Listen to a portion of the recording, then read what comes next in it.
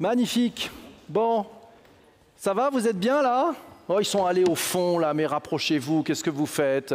On voit des mains qui se lèvent et plein de personnes qui sont devant, c'est super. On va faire comme toujours, hein. C'est le truc très simple, vous allez poser des questions à nos invités.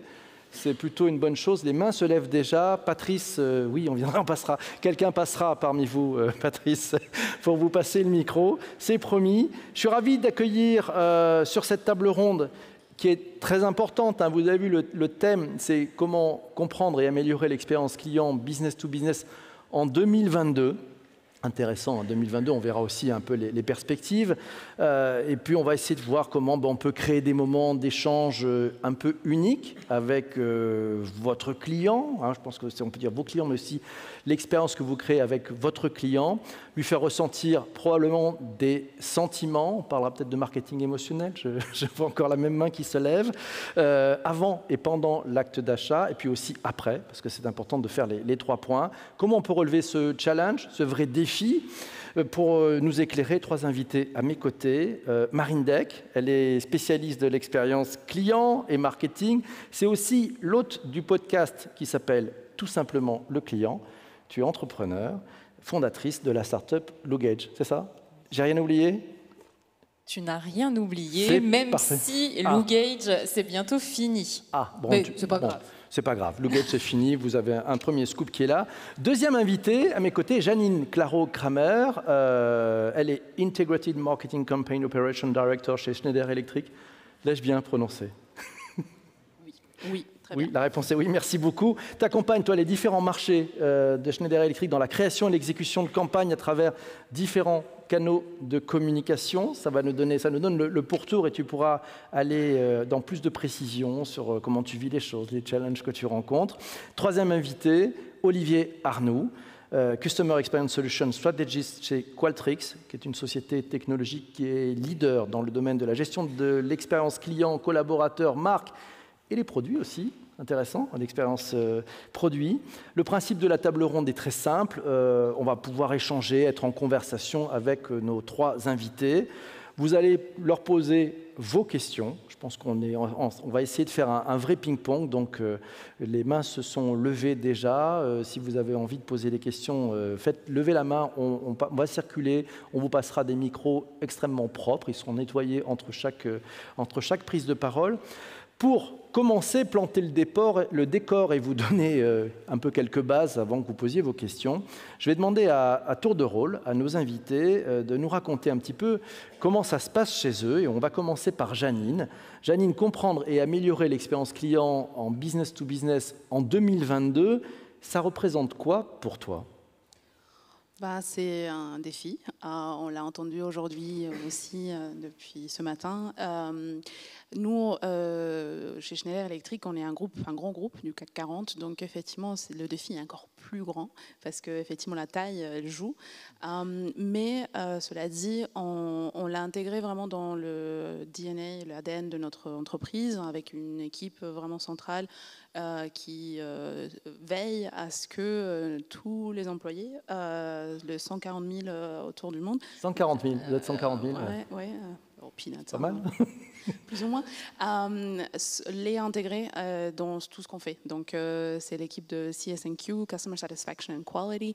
Donc, on a notre Customer Journey, donc notre parcours client, très mappé. Donc, dès le début jusqu'à la fin. Ce matin, on a eu des débats. Est-ce que c'est le funnel ou est-ce que c'est le papillon? Donc, pour nous, c'est un mélange. Donc, le papillon, donc des select jusqu'à, effectivement, on installe et on fidélise les clients. Ça nous aide vraiment à mapper tous les différents points de contact qu'on a avec nos clients. Et ce n'est pas que le point de contact Barcom ou marketing, mais vraiment, ça inclut aussi le supply chain, la partie CCC, la partie service aussi, après-vente. Et on le monitorise tous les jours. Et on a une vraie obsession là-dessus. On veille à ce que tous les points d'action qu'on s'est votés grâce à tous les web teams et les feedback clients soient pris en compte et qu'il y ait des vraies actions. Donc on a des vrais owners aussi qui prend ça en charge. On a le Customer Net Satisfaction Score. Donc c'est un survey qu'on fait une fois par an. où on pose vraiment des questions, donc c'est qualitatif.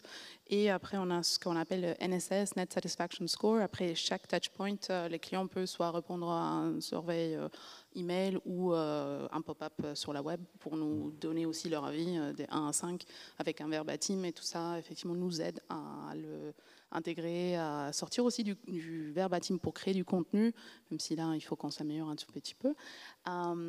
Donc voilà.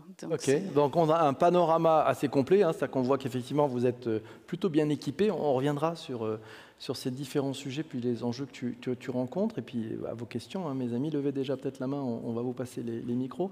Je voudrais demander aussi à Olivier qui est avec nous. Olivier, comprendre, améliorer l'expérience client business to business en 2022, ça représente quoi chez Qualtrics et pour toi ?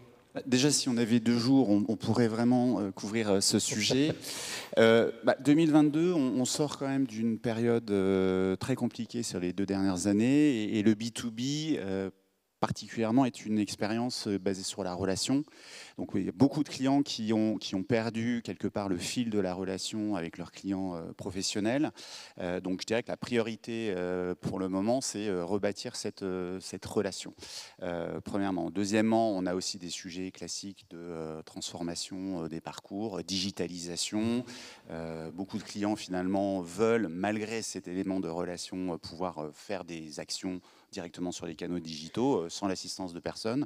Et le troisième élément sur lequel on travaille beaucoup, c'est à la fois une combinaison de l'expérience client et de l'expérience collaborateur, parce que, je répète, c'est une expérience beaucoup autour de la relation, et on a vu beaucoup de gens qui sont partis, il y a des nouvelles habitudes de travail, donc c'est comment finalement concilier en 2022, j'insiste sur le timing, expérience client, expérience collaborateur dans un contexte B2B. Okay. Donc on travaille beaucoup sur ces sujets. Merci, deuxième panorama, c'est pas mal. Le troisième, Marine, toi tu es spécialiste de l'expérience client. Tu as une position un peu particulière et privilégiée, puisqu'avec ton podcast Le Client, tu es amené à interviewer beaucoup d'acteurs.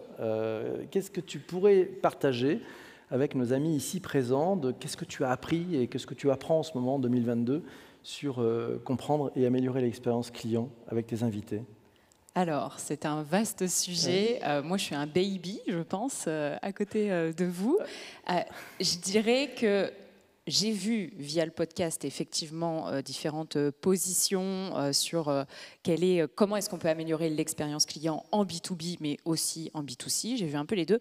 Moi, du coup, ce qui me marque par rapport à ce que vous dites, c'est... En fait, moi, j'ai vu les deux. J'ai monté une boîte en B2C qui ne fonctionnait pas. Donc, je l'ai fait pivoter en B2B. Donc, à titre personnel, en tant qu'entrepreneur, j'ai vraiment vu ce switch et ce pivot s'opérer, se dire, mais en fait, comment est-ce que je m'adresse à mon nouveau client, qui du coup était en l'occurrence un grand groupe, une compagnie aérienne.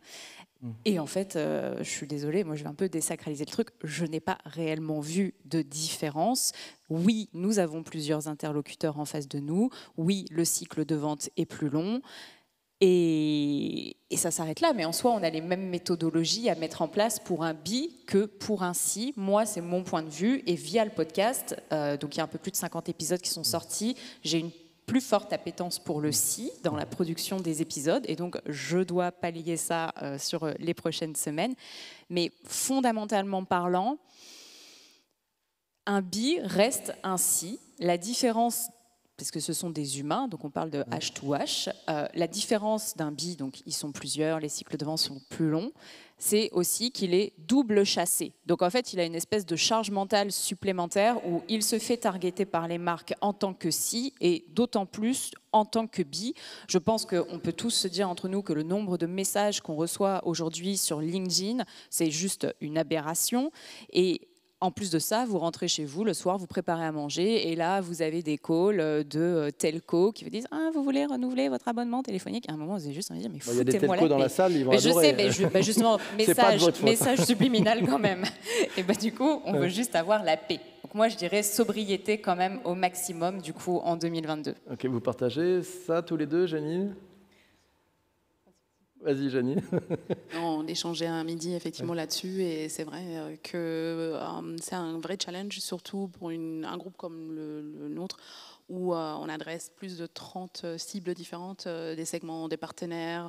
Donc le vrai challenge marketing, c'est vraiment comment targeter les interactions pour qu'ils ne se sentent pas spammés, parce que c'est très très facile au jour d'aujourd'hui. Chacun a sa casquette, j'ai mon produit, j'ai ma solution, donc je vais bien évidemment montrer au monde que c'est le meilleur.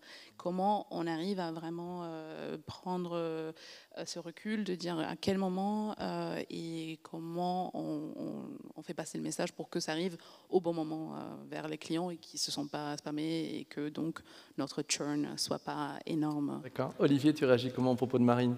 Non, mais moi je suis d'accord avec Marine sur il n'y a pas autant de différence que ça entre le B2C et le B2B, hormis le fait qu'en B2B c'est beaucoup plus complexe, du fait qu'il y a beaucoup plus d'interlocuteurs, un cycle de vente, un cycle d'opération, l'après-vente, le renouvellement fait que le parcours est complexe, avec différents interlocuteurs qui, eux, comme un client B2C, veulent être reconnus, veulent que ça soit simple, veulent être valorisés, veulent qu'on leur fasse confiance.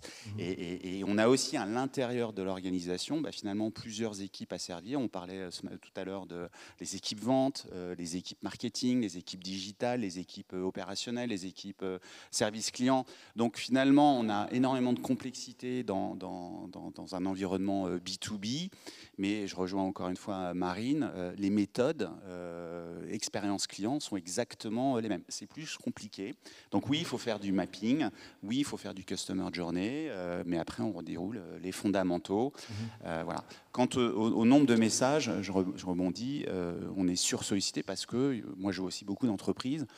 Alors c'est étonnant parce qu'il y a quand même quelques clients B2B qui disent « Oh là là, non, on ne va surtout pas solliciter ce client parce qu'on n'a pas envie de savoir, on n'a pas envie que ça fasse mal. » Ça, on le voit souvent. On va juste interroger le CIO pour savoir si tout se passe bien. Bon, le CIO qui n'a aucune idée de comment ça se passe, mais ça fait bien. Allez parler aux opérationnels.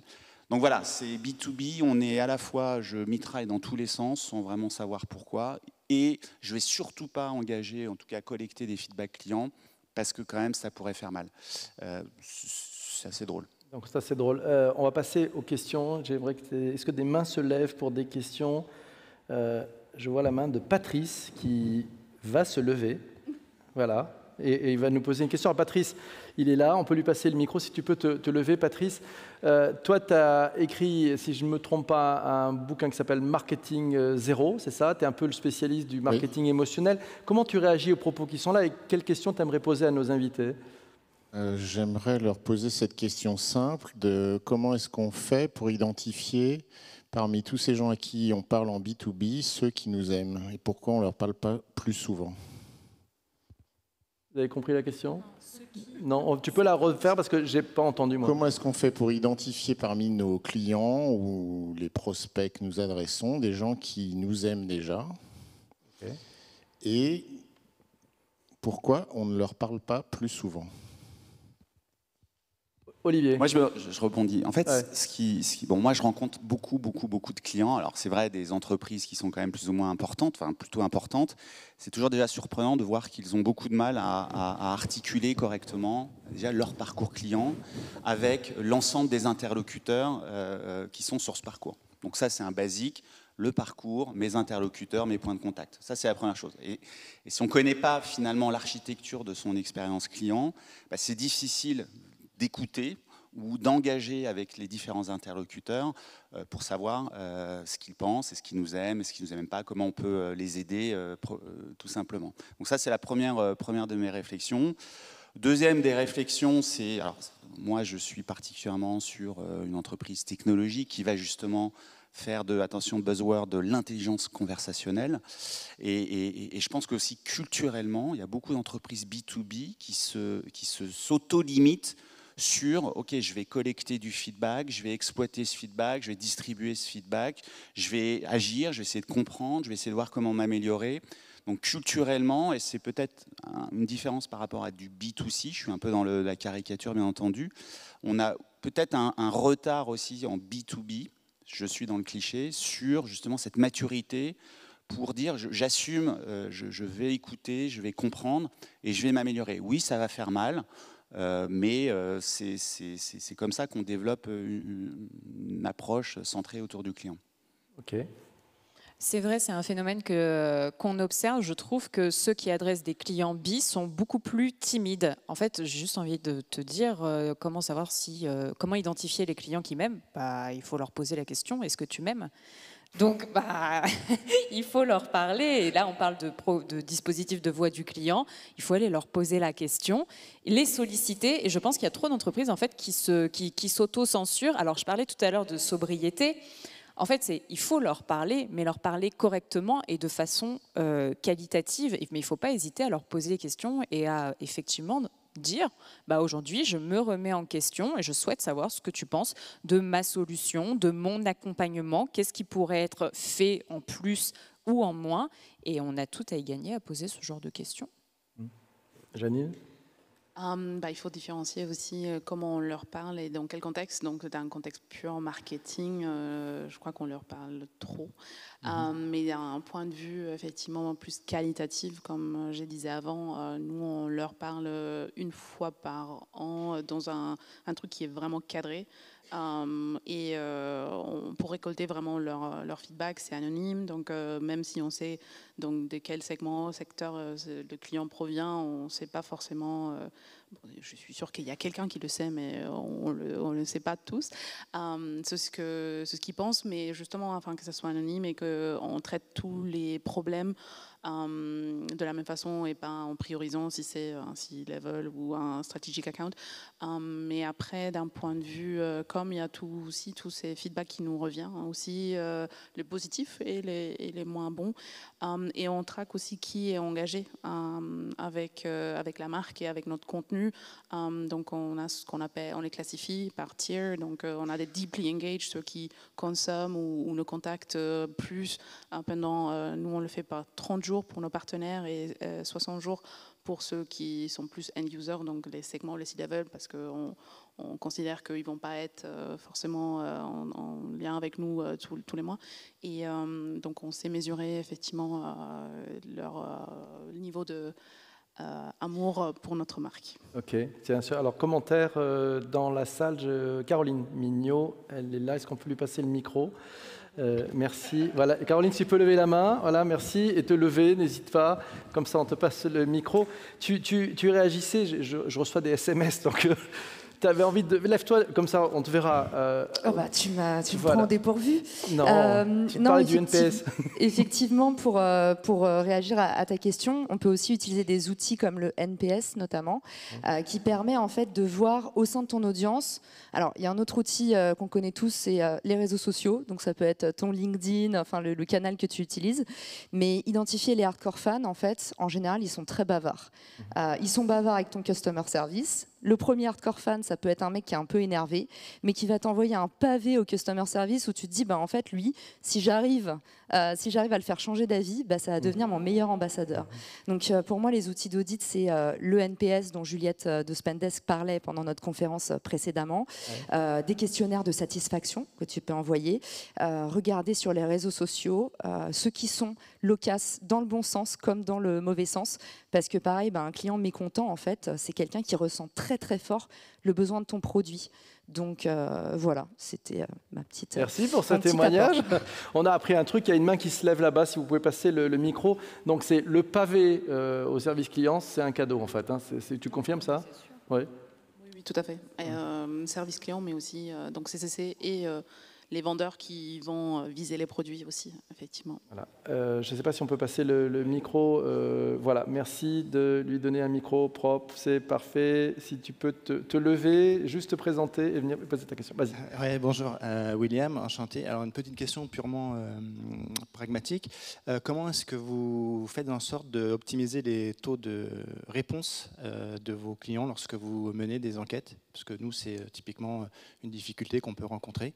Et du coup, si vous avez des bonnes pratiques à partager avec nous là-dessus, ce serait intéressant. Janine, ton secret? Mon secret, c'est effectivement tout est très structuré chez nous. Donc, on a toute une équipe qui fait que ça et qui a structuré les process. Et donc, c'est cascadé une fois par an les questionnaires et après tous les mois pour le Net Satisfaction Score qui vient effectivement de tous les touchpoints et on l'a avec un infographique très simple justement pour que ce soit visuel et on se fixe des objectifs par rapport à nos résultats de l'année précédente. Donc effectivement on se benchmark pas avec des autres entreprises parce que chaque entreprise est unique et comme ça on arrive à effectivement se pousser et aller un peu plus loin. Olivier, si on veut filer un coup de main à William qui démarre, comment on peut l'aider à prendre le pas? C'est-à-dire que concrètement, il rentre demain matin, il voit ses équipes, son patron. Bon, on fait quoi, boss? Il revient avec une idée. J'ai vu Olivier, j'ai rencontré Olivier. Il m'a dit un truc fabuleux, il faut qu'on le fasse. Olivier. La pression. Déjà, je dirais qu'il ne faut pas se limiter aux questionnaires et aux taux de réponse. Je parlais tout à l'heure de l'intelligence conversationnelle. Je parlais du parcours client, c'est de se dire, voilà, comment je vais écouter, qui je veux écouter, à quel moment, sur quel sujet. Et après, effectivement, je vais me poser la question sur, j'ai sollicité, c'est-à-dire que j'ai envoyé peut-être un questionnaire par email, ou ça peut être un SMS, etc. J'ai un taux de retour qui est insatisfaisant. Alors, tout dépend est-ce que on parlait de j'aime. Moi, j'ai travaillé par exemple dans l'hôtellerie. Si vous posez un questionnaire je sais pas, il y a 10 ans, le questionnaire faisait 10 minutes. Le truc de fou, pour autant, j'avais 35% de taux de retour. C'était énorme parce que c'était sur le luxe, très engageant, etc. Vous envoyez un questionnaire, le même chez Ibis, vous avez des taux de retour de 5% parce qu'on n'est pas du tout dans le même schéma. Donc, à qui je m'adresse, à quel moment je m'adresse, est-ce que j'utilise le bon canal? Certains vont répondre parce qu'ils ont été sollicités par SMS, d'autres vont dire moi je veux un email, d'autres peut-être veulent un appel téléphonique. Donc voilà, il faut déjà bien penser l'architecture de son programme d'écoute. Clairement, si vous avez des questionnaires qui font aujourd'hui, je disais, alors c'est en anglais, the best questionnaire is no questionnaire. On a presque plus besoin d'envoyer des questions. C'est déjà écouter. Ça peut être écouter ce qui se dit dans les call centers. Ça peut être juste de dire comment allez-vous aujourd'hui? Question ouverte. En quoi puis-je vous aider? Question ouverte. Et là, il y a énormément de contenu. Moi, j'ai fait les exemples sur des petits déjeuners. Vous envoyez un questionnaire très structuré, le choix, la qualité. Et à côté de ça, en parallèle, vous envoyez des comment ça va? Qu'est-ce que vous avez pensé du petit déjeuner? Vous n'avez pas du tout les mêmes scores. Les clients vont parler du crispy, du bacon. D'autres vont répondre mécaniquement, on l'a vu aussi avec le psycho-marketing, avec plein de biais cognitifs qu'on va intégrer dans la façon dont on pose les questionnaires.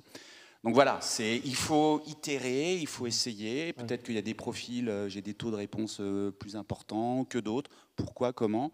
Voilà, c'est en continu. Mais on a un très bon livre blanc, je vous l'enverrai. Je creuse un peu plus. William, tu es dans quel secteur d'activité? Attends, j'ai pas entendu si on peut le... Vas-y. Je travaille pour Artefacto, qui est une agence spécialisée dans des outils de communication et la production de 3D autour de solutions réalité virtuelle et augmentée. Et on s'adresse à plusieurs secteurs. Et donc, notre enjeu, effectivement, c'est d'essayer de récupérer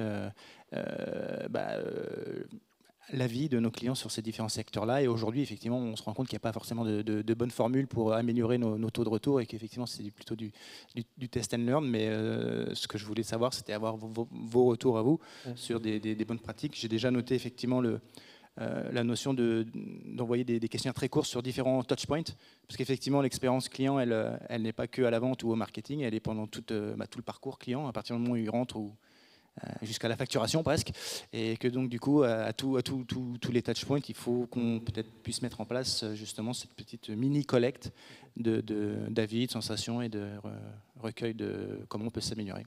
Janine, un truc très simple qu'il peut faire dès demain matin, c'est quoi? Non, mais effectivement, c'est ça, de pas forcément... Ça peut être avec Forms, les étoiles, et noter de 1 à 5 votre satisfaction.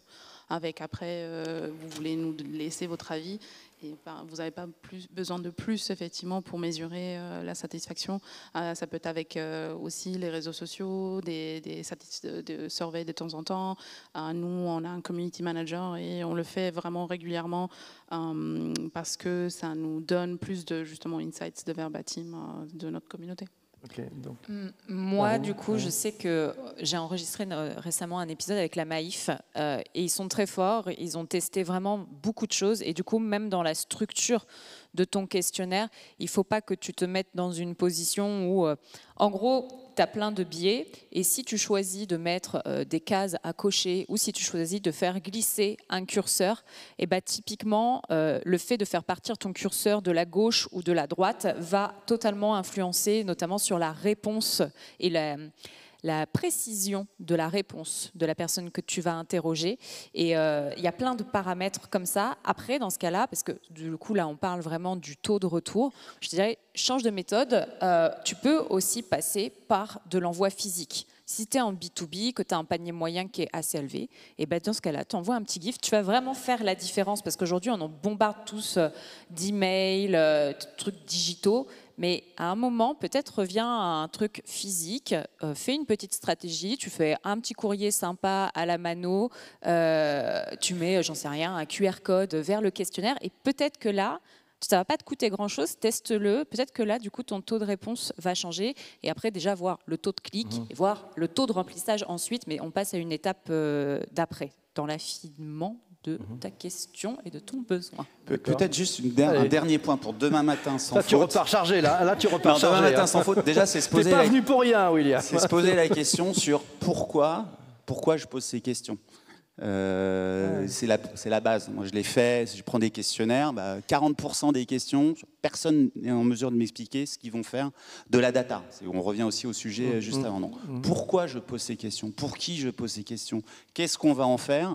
Déjà, on va aller straight to the point parce que vous allez éliminer toutes les... Et les clients, ils le savent. D'abord, ils sont sursollicités. Il y a ce qu'on appelle la survey fatigue. Et puis, c'est un feedback is a gift. En quoi, derrière, on va, et on parle aussi de générosité, en quoi on va rendre le cadeau qui nous est fait de donner un... Et très souvent, on a du mal à bien articuler ce qu'on va en faire. Donc déjà, avant de se dire comment je peux améliorer mon taux de réponse, c'est de se dire pourquoi je pose ces questions. Je voudrais faire réagir, il y a Marc qui m'a envoyé un DM, on peut lui passer peut-être le micro, ouais, c'est comme ça, il pose les questions, pour passer le micro à Marc. Toi, tu as un point de vue particulier, Marc, je voudrais faire réagir nos trois invités sur ce que tu proposes. Oui, bonjour tout le monde. En fait, ma question est simple, il s'est produit en fait lors d'une utilisation d'Oculus, par exemple, un problème en fait de mise à jour de version tout simple. Et prendre contact avec Oculus m'a paru absolument dingue. Or, en fait, le plus simple pour répondre à ma question, c'était simplement de rentrer dans un forum ouvert. Et les autres utilisateurs, en fait, ont répondu à ma question. J'ai trouvé que c'était complètement fou. Et de pouvoir finalement poser des questions à des gens qui ont eu les mêmes problèmes que moi et permettre aussi à une marque finalement de savoir où était le problème de leur solution, de proposer, voilà. Et je trouvais qu'en utilisation de data, ça permettait finalement de ne pas être intrusif avec l'utilisateur, tout en permettant à des utilisateurs lambda de répondre à mes questions. Et je trouvais que ça pouvait être aussi une des solutions positive et utile et rapide pour pouvoir solutionner un problème d'utilisateur. Janine, les forums en business to business, c'est une mine d'or? Oui, tout à fait. Il faut aussi savoir identifier les bons forums. Nous, on en a créé un aussi propriétaire, justement pour permettre aux gens d'échanger, de créer des projets ensemble et de co-créer. Et ce que pour nous est une mine d'or aussi, c'est effectivement les questions à notre centre d'appel, notre CCC, qui nous utilisons pour créer des FAQ ou des tutos pour les mettre sur YouTube, sur notre web, effectivement afin d'aider les clients aussi. Mais on a en effet un community manager qui surveille effectivement les différentes plateformes avec des outils. Par exemple, il y a SMrush qu'on utilise aussi pour voir un peu les questions liées qui sont posées, que tu ne sais même pas où elles sont posées parce que tu n'es jamais rentré dedans. Et donc ça aide aussi à miner un peu et à tenir ça en compte. Donc toi qui préfères le C au B, finalement, les forums où on trouve les C, c'est vachement bien. Ben oui, c'est hyper bien, mais du coup on observe la même tendance sur le C que sur le B. On parle de self-carisation, on parle de mettre en place effectivement, en tout cas s'appuyer sur des communautés qui ont été créées, donc soit par la marque, soit par une fanbase. Et là tu as Free, tout simplement, qui a une énorme fanbase. Ouais. Et aujourd'hui, après toute la problématique, ça va être de monitorer cette base, de l'animer et de rester bon copain avec, puisque du coup ils peuvent avoir un impact très fort sur ton business. Mais oui, clairement. Ok, très clair. Olivier, les forums? Oui, ça dépend de l'activité. Un B2B, c'est très très large. Nous, on a des clients qui sont dans l'eau, qui vont servir des collectivités ou des mairies. Je n'ai pas vu de forum à ce niveau-là, mais pourquoi pas? Ce qui est certain, c'est que le client veut s'engager, y compris dans le B2B. Oui, c'est une bonne idée. Okay. Ça dépend du business. D'autres questions dans la salle? Il y a une main qui se lève là-bas au fond. C'est pour dire au revoir ou c'est pour poser une question? J'arrive pas à voir avec la lumière. Bonjour. Bonjour, Laura. J'ai une question. Vous avez parlé du parcours client jusqu'à la facturation.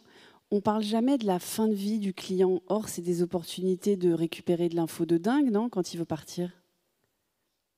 Janine.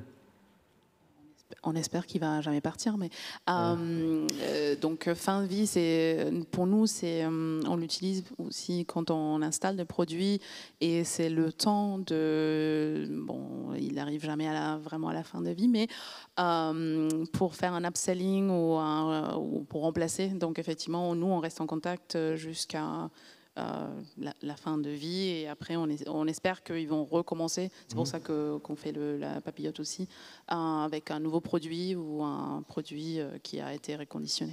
Mais quand on perd un client, parce qu'on peut en perdre, c'est pas le monde des bisounours, il y a des gens qui peuvent quitter complètement une entreprise. On apprend quoi? C'était, je pense, un peu la question de Laura. Qu'est-ce qu'on peut tirer comme data, comme enseignement? Cette perte, comment on en recrée de la valeur pour les prochains? Ouais, c'est hyper intéressant et c'est là, tout à l'heure on parlait des détracteurs qu'on peut transformer en promoteurs. C'est tellement une opportunité de fou et je pense que c'est limite, moi le moment que je préfère parce que du coup c'est celui que j'ai adressé le plus. Ouais. Et tu vois, par exemple Janine, quand tu dis genre on espère qu'il partira pas, en fait il faut pas espérer ça. S'il veut partir et si c'est le moment pour lui de partir, qu'il parte. On peut pas forcer les gens à rester. Vous êtes en couple avec quelqu'un, vous allez dire non, tu sors pas de la maison, sinon je te défonce. Ah, tu fais ça, toi? Non, justement, on ne fait pas ça. On veut avoir une relation saine avec ses clients, comme on veut avoir une relation saine avec ses proches. Donc, on ne peut pas les forcer à rester. Et au contraire, il faut comprendre pourquoi, effectivement, capter toutes les informations qui peuvent être renseignées sur la reason why de son départ pour en tirer des enseignements et puis anticiper des schémas similaires qui pourraient se reproduire sur le même persona. Mais c'est vraiment une mine d'or et ces gens-là, il faut leur parler et se quitter bons amis parce que ça se trouve, ils reviendront, ça se trouve, ils iront dans une autre boîte et puis votre solution sera plus pertinente dans cette entreprise-là. Et donc, voilà. Donc ça veut dire, Olivier, que l'outboarding, ça se travaille aussi? Ça se travaille, c'est une excellente question. Et c'est vrai qu'en 2022, justement parce qu'on a eu cette distanciation en termes de relations, on a vu des taux d'attrition anormalement élevés dans beaucoup d'entreprises. Et le pourquoi vous m'avez quitté est vraiment au cœur des problématiques. On a un client qui s'appelle UPS qui s'est concentré, alors c'est une énorme boîte avec beaucoup de clients, qui s'est concentré juste sur pourquoi les catégories d'entreprises moyennes, donc small, medium business, quittent, ont arrêté. Ils se sont concentrés et donc ils ont engagé en envoyant un questionnaire, pourquoi êtes-vous parti, pour essayer de comprendre les causes racines. Est-ce que c'est parce que vous ne m'aimez pas? Est-ce que c'est les conditions tarifaires ne correspondent plus à mes besoins, etc. etc. Bon, juste en comprenant les leviers d'insatisfaction, les leviers d'attrition, le gain chiffré, et c'est public, c'est 126 millions de dollars. Alors, je ne suis pas en train de dire que c'est mécanique, mais c'est juste je comprends, j'écoute et j'engage avec les clients qui partent. Derrière, il y a des leviers énormes. Et encore une fois, je parlais de timidité.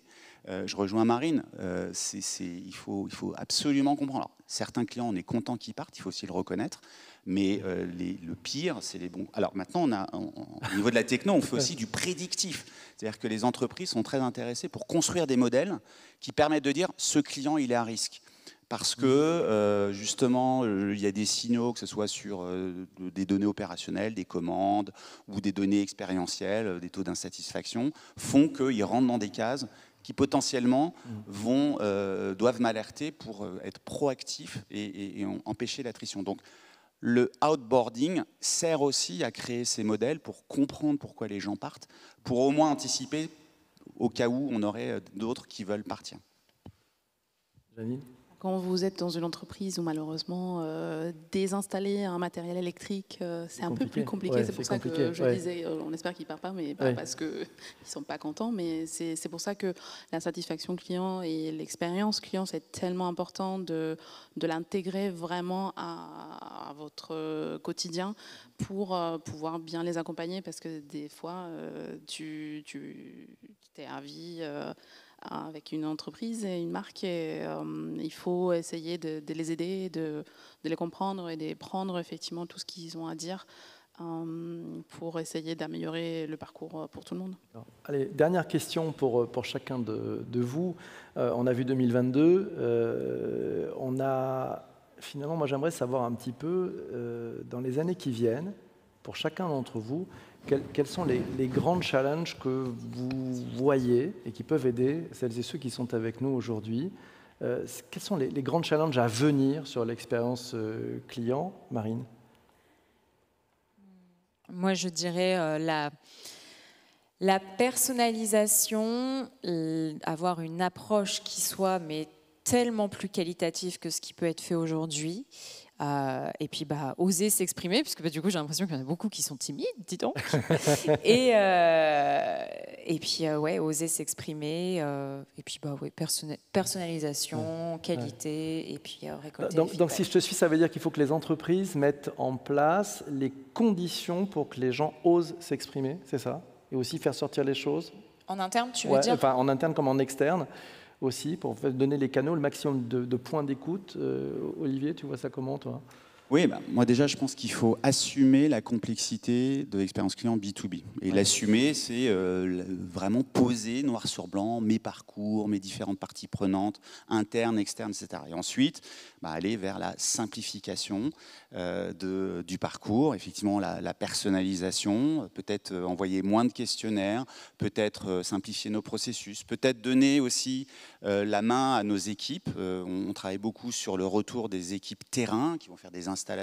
C'est aussi une source d'information qui est extrêmement précieuse. Donc voilà, assumer la complexité pour ensuite simplifier. Ça reste compliqué. C'est pas si simple que ça. Hein. Non, ça prend du temps et c'est une journée, hein, c'est step by step. Hein. Moi, on a repositionné des marques, alors c'est du B2C. C'est 5 ans, ça prend du temps. Donc là aussi, on parlait de slow marketing ce matin. Ça ne sert à rien de dire du jour au lendemain, on fait, on a 80% de taux de fiabilité, on va passer à 100%. Demain matin, c'est juste impossible. C'est incrémental, step by step.